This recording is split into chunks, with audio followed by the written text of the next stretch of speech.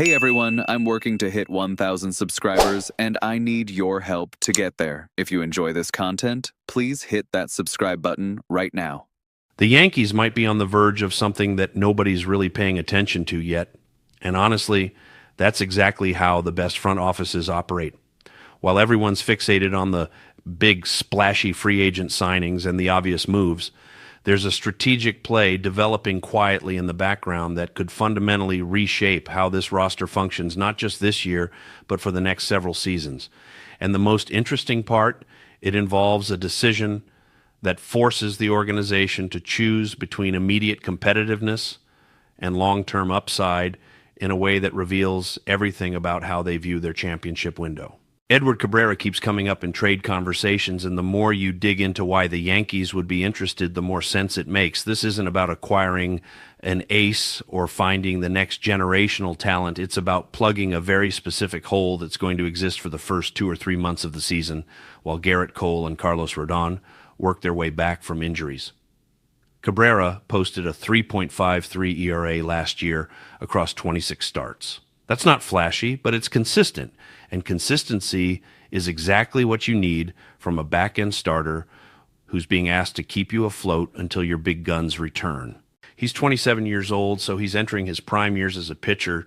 He's got experience handling a full workload over an entire season, which matters when you're trying to protect a bullpen that's already going to be taxed early in the year. And he's coming from Miami, a team that's clearly in rebuild mode and would be willing to move him for the right package. That last part is where things get complicated because the Yankees don't have an unlimited prospect pool to pull from, and any trade means giving up something of value.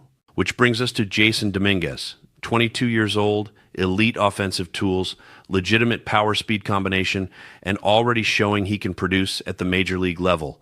Last year, he hit 10 home runs, drove in 47, and racked up 98 hits while playing in just over 100 games.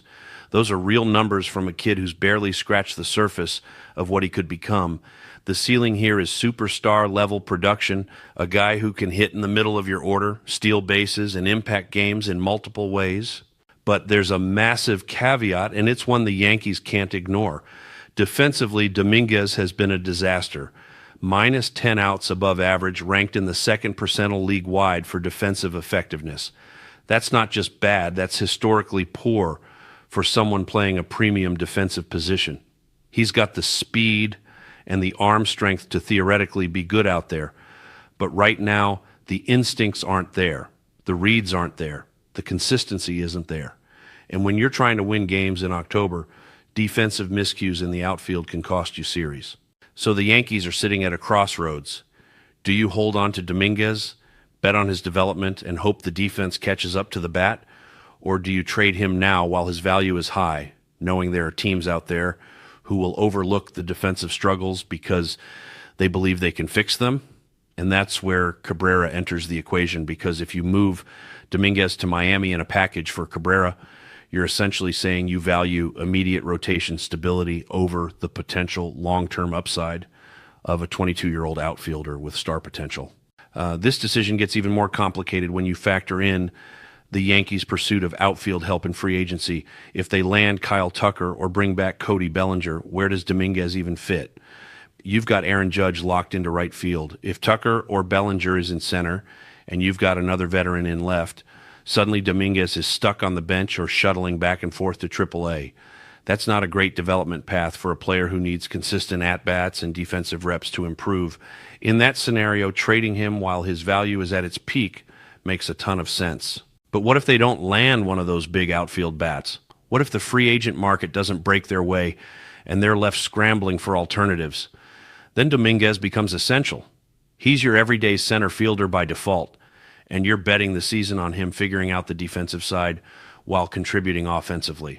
That's a huge risk for a team that's supposed to be competing for a championship, but it's also the exact type of calculated gamble that can pay off massively if he takes the next step.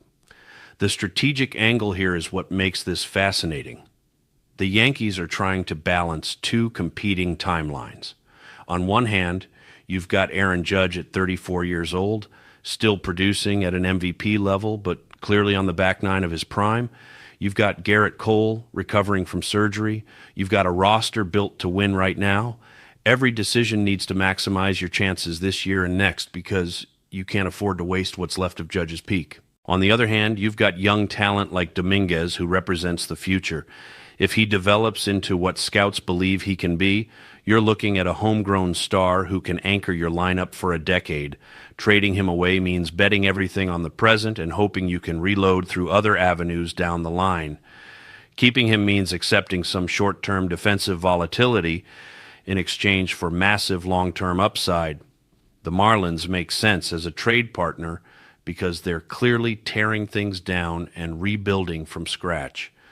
They're not competing anytime soon, which means they'd value a young, controllable player like Dominguez way more than Edward Cabrera, who's already 27 and doesn't fit their timeline.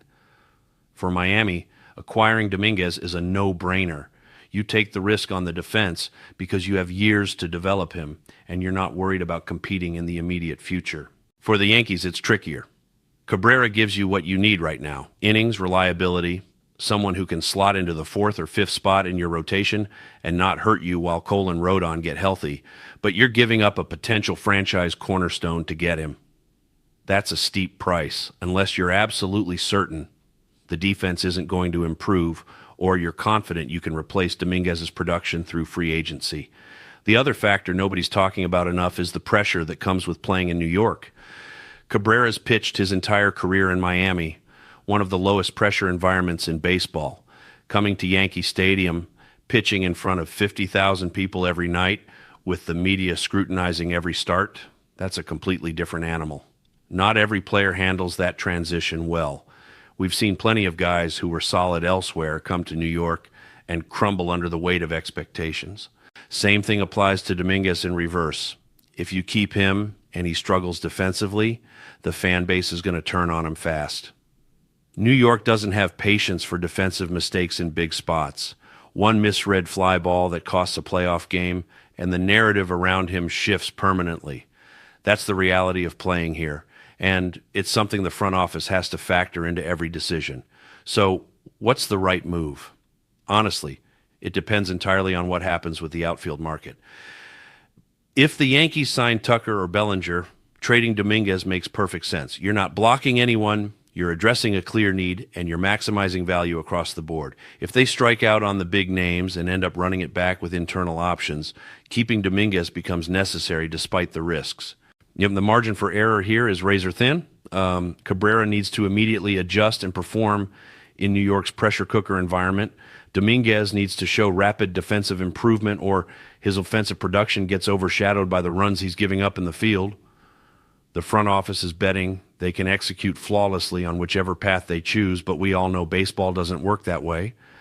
Things go wrong, injuries happen, players regress, and when you're making decisions with this little room for mistakes, one wrong call can derail an entire season. The Yankees are clearly trying to architect something sophisticated here, balancing short-term needs with long-term sustainability, managing risk while staying aggressive, keeping all their options open until the last possible moment.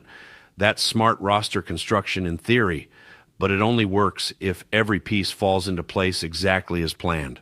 One domino tips the wrong way and the whole strategy collapses.